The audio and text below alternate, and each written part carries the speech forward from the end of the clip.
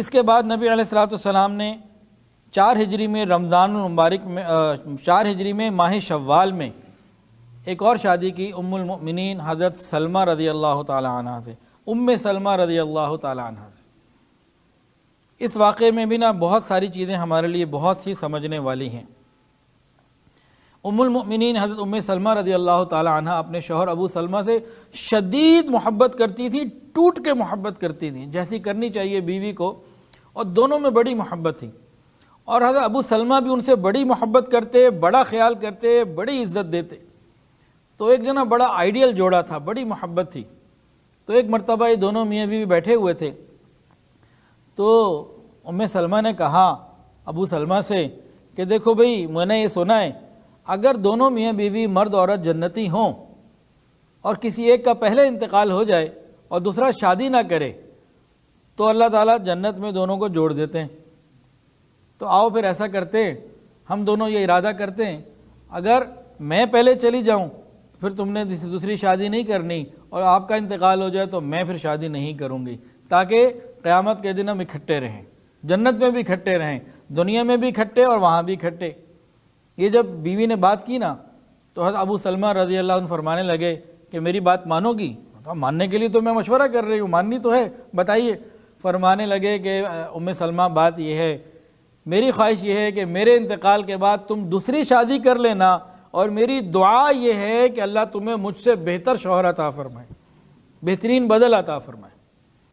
فرماتی ہیں کہ میں سوچتی تھی مجھے اس سے اچھا اور کیا ملے گا، اتنا اچھا اتنا پیارا شوہر، اس سے اچھا شوہر مجھے مل ہی نہیں سکتا۔ اللہ کی شان، اب ان کا انتقال ہو گیا۔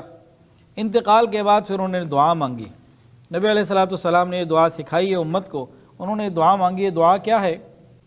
صحیح مسلم میں یہ روایت موجود ہے دعا کے بارے میں کہ جب بھی کسی بھی مسلمان کا کوئی نقصان ہو جائے، جانی نقصان ہو یا مالی نقصان ہو،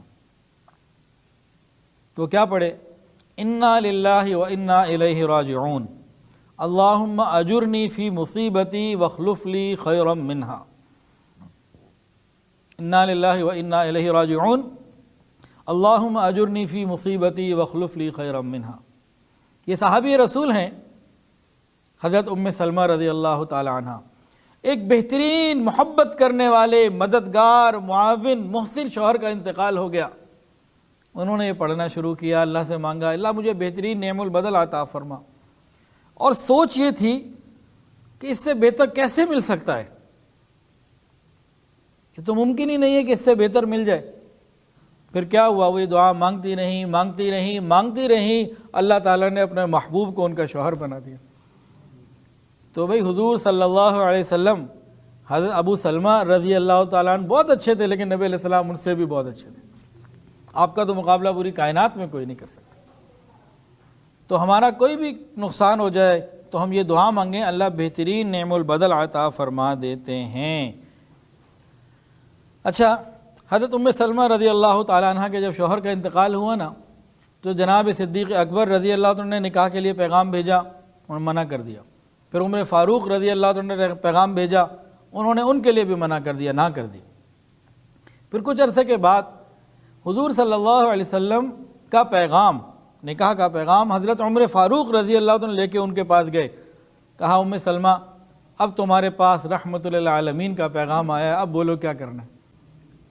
اب جو ہے کہنے لگیں کہ نبی علیہ الصلوۃ والسلام سے بہتر تو کوئی بات نہیں ہو سکتی ہے، لیکن چند باتیں ایسی ہیں وہ نبی علیہ الصلوۃ والسلام سے پہلے پوچھ لی جائیں تاکہ میں بعد میں کوئی گستاخی یا بے ادبی کی مرتکب نہ ہو جاؤں، کچھ باتیں ہیں وہ ذرا پہلے ہو جائیں۔ تو اب ام سلمہ رضی اللہ تعالی عنہا کو نبی علیہ السلام کا پیغام آیا ہوا ہے، یا یوں کہہ لیجئے لڑکے والوں کی طرف سے لڑکی کو پیغام آ گیا، لڑکی والوں کو، اب لڑکی والوں کی طرف سے کوئی بات جا رہی ہے۔ ان الفاظ سے بات سمجھنا آسان ہو جاتی ہے بعض موقعوں پہ۔ ایک تو انہوں نے کہا کہ عمر نبی علیہ السلام کو بتا دو میں بہت غیرت مند ہوں، یہ جو سوکن ہوگی یہ مجھ سے برداشت نہیں ہوگی، تو یہ مجھ سے برداشت نہیں ہو سکتی، ایک تو یا آپ جا کے بتائیں۔ دوسرا میرے بچے بھی ہیں، 2 موجود تھے اور ایک جو ہے بھی پیدا ہونے والا تھا، اس طرح کی پوزیشن تھی۔ تو وضع حمل کے بعد 3 بچے اس وقت ہو گئے تھے ان کے۔ مطلب جس وقت ان کے شوہر کا انتقال ہوا 2 موجود تھے، تیسری حضرت زینب تھیں جو بعد میں پیدا ہو چکی تھیں. تو میرے 3 بچے بھی ہیں جو یتیم ہیں، تو ان کے بارے میں بھی میں بہت زیادہ بڑا کنسرن ہے مجھے، بہت میں سوچتی ہوں. تو ایک یہ بڑا معاملہ ہے. تیسرا، میری عمر اب زیادہ ہو چکی ہے، مجھ سے اولاد تو نہیں ہونے لگی. چوتھا، میرا کوئی ولی بھی اب نہیں ہے.